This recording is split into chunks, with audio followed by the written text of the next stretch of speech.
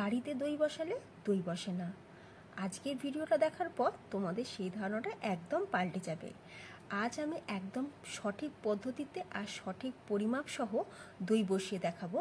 ঘরে পাতা মিষ্টি দই, যে কোনো নামি দামি দোকানের থেকে অনেক গুণ টেস্টি। আর আমি তোমাদের দইয়ের হাঁড়িটা উল্টেও দেখাচ্ছি, তো তোমরা দেখতেই পাচ্ছ এতটুকু দই থেকে জলও কাটবে না আর দই পড়বেও না, একদম পুরো জমাট বেঁধে আছে দই। নমস্কার, আমি রমা। আমার আরও একটা নতুন রেসিপিতে তোমাদের সবাইকে স্বাগত। তাহলে চলো আজকের রেসিপি শুরু করা যাক। দেখো, দই বসানোর জন্য আমাদের লাগবে টক দই। এখানে আমি 100 গ্রাম টক দই নিয়েছি। এটা মিষ্টির দোকানের টক দই। তোমরা চাইলে প্যাকেটের টক দইয়ে ব্যবহার করতে পারো, তবে প্যাকেটের টক দইয়ে জলের পরিমাণটা একটু বেশি থাকে। আচ্ছা, আমি টক দইটাকে একটা ছাঁকনির মধ্যে ঢেলে দিলাম, দিয়ে আমি এই টক দইয়ের জলটা পুরো ছড়িয়ে নেব। এবার অন্যদিকে গ্যাসের ওপর কড়াই বসিয়েছি, তাতে দিয়ে দিচ্ছি 1/2 কাপ পরিমাণে চিনি। চিনিটা এখন মেল্ট করে নেব। আমরা চিনিটাকে মেল্ট করছি শুধুমাত্র ক্যারামেল করার জন্য, যাতে দইয়ের কালারটা খুব ভালো আসে। চিনি দেওয়ার পর গ্যাসের ফ্লেমকে একদম লোতে করে দিয়ে চিনিটাকে গলিয়ে নিতে হবে। দেখো, চিনিটা যখন পুরোপুরি গলে যাবে, দেখবি এইরকম ফেনা ফেনা মতন হয়ে আসছে। যখন এইরকম চিনির কালারটা পুরো ডার্ক কালার এসে যাবে, তখন আমরা এর মধ্যে অ্যাড করে দিচ্ছি 1/4 কাপ পরিমাণে জল। জল দেওয়ার সময় গ্যাসের ফ্লেমটাকে অফ করে দেবে, না হলে এটা আবার ছিটকে আসতে পারে। অফ করে দিয়ে জলটা দেবে। আচ্ছা, এবার জলটা দেওয়ার পর কিছুক্ষণ একটু ভালো করে মিশিয়ে নিলাম, তো ক্যারামেলটা আমাদের তৈরি হয়ে গেল। এবার আমরা এর মধ্যে ঢেলে দিলাম 2 লিটার দুধ। আজ আমি 2 লিটার দুধ দিয়ে দইটা বানাচ্ছি, যাতে পরিমাণে অনেকটা হয়। এবার দুধটাকে খুব ভালো করে ঘন করে নিতে হবে। একদম হাই ফ্লেমে করে দিয়ে দুধটাকে খুব ভালো করে ফুটিয়ে নিতে হবে, আর কন্টিনিউ এরকম নাড়তে হবে, না হলে দুধটা আবার তলাতে লেগেও যেতে পারে। কন্টিনিউ নাড়তে নাড়তে দেখবে দুধের কালারটা অনেকটা চেঞ্জ হয়ে আসবে, কারণ যেহেতু আমরা চিনিটাকে ক্যারামেল করে দিয়েছি। আচ্ছা, এরপর এই দইয়ের স্বাদ আরও বাড়াতে আমি এখানে দিয়ে দিলাম 1 প্যাকেট গুঁড়ো দুধ। 10 টাকার যে গুঁড়ো দুধের প্যাকেট, সেই 1 প্যাকেট গুঁড়ো দুধ দিয়ে খুব ভালো করে এবার হ্যান্ড উইস্কারের সাহায্যে ভালো করে মিক্স করে নেব, যাতে গুঁড়ো দুধে কোনো রকম দলাভাব না থাকে। এবার দেখো, পারফেক্ট দই তৈরির জন্য দুধটাকে ফুটিয়ে কতটা ঘন করে নিতে হবে সেটাও তোমাদের বলে দিচ্ছি।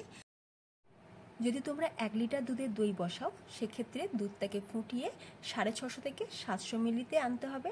যেহেতু আমরা 2 লিটার দুধের দই বসাবো, সেই জন্য আমি দুধটাকে ফুটিয়ে 1 লিটার 400 করে নিয়েছি। এবার যখন দুধটা খুব ভালোভাবে ফুটে গেছে, আমি অ্যাড করে দিলাম চিনি। আচ্ছা, চিনির পরিমাণটা কতটা দিয়েছি? আমি এখানে 1 কাপ চিনি দিয়েছি, মানে 200 গ্রাম চিনি দিয়েছি। দেখো, 1 লিটার দুধের জন্য আমাদের চিনি লাগবে 100 থেকে 125 গ্রাম। এবার দেখো, সবাই তো মুখের টেস্ট সমান নয়। যদি তোমরা একটু বেশি মিষ্টি পছন্দ করো, সেক্ষেত্রে চিনির পরিমাণটা একটু বাড়িয়ে নেবে। তো আমি এখানে 200 গ্রাম চিনি ব্যবহার করেছি। দেখো, চিনিটাকে দেওয়ার পর দুধটা একটু পাতলা হয়ে গেছে। আরও কিছুক্ষণ জাল দিয়ে নিয়েছি। এবার 4টে ছোটো এলাচ থেঁতো করে দিয়ে দিলাম, সুন্দর একটা ফ্লেভার আসবে।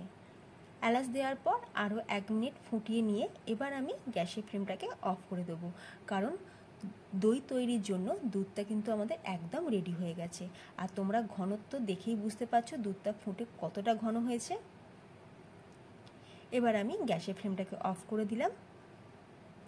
অন্যদিকে দেখো, যে টক দইটা আমরা জল ঝরানোর জন্য রেখেছিলাম, সেই টক দই থেকে কতটা জল বেরিয়েছে। আচ্ছা, এবার আমি টক দইটাকে একটা বাটির মধ্যে নিয়ে খুব ভালো করে দইটাকে ফেটিয়ে নিতে হবে, যাতে দইটা পুরো একদম ক্রিমের মতন হয়ে যায়। একটু টাইম নিয়ে, একটু ধৈর্য নিয়েই করতে হবে। আচ্ছা, অন্যদিকে দেখো, এই যে দুধটা ফুটিয়ে আমরা ঘন করে নিয়েছিলাম, সেই দুধটাকে কিন্তু এমনি রেখে দিলে হবে না। কন্টিনিউ দুধটাকে এরকম নাড়তে হবে, নেড়ে নেড়ে দুধটাকে ঠান্ডা করে নিতে হবে। এবার দুধটা একটু গরম থাকতে থাকতে আমরা দুধটাকে ছেঁকে নেব।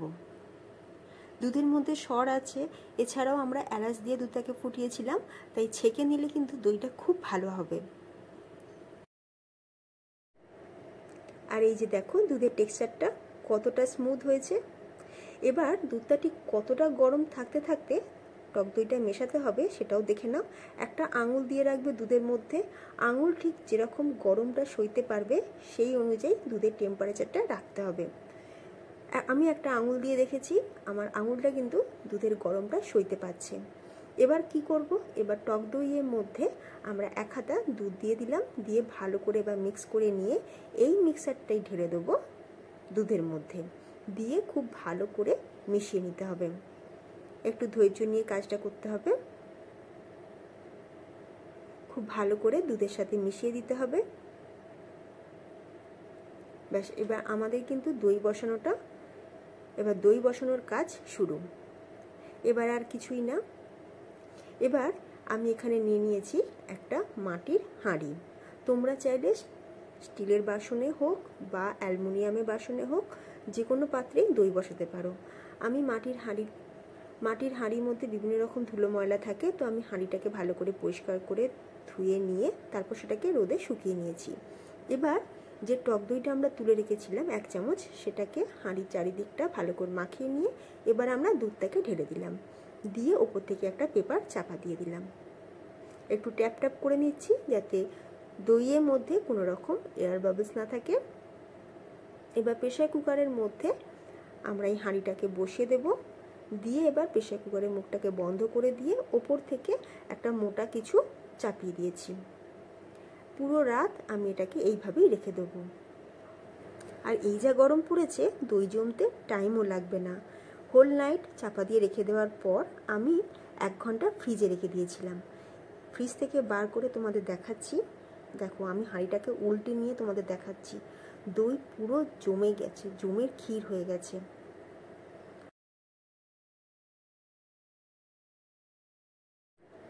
এই গরমে ঠান্ডা ঠান্ডা দই খেতে কার না ভালো লাগে, বাচ্চা থেকে বড় সকলের খুবই পছন্দ হবে। তোমরা এইভাবে খুব সহজে বাড়িতে দোকানের থেকেও টেস্টি দই বানিয়ে নাও।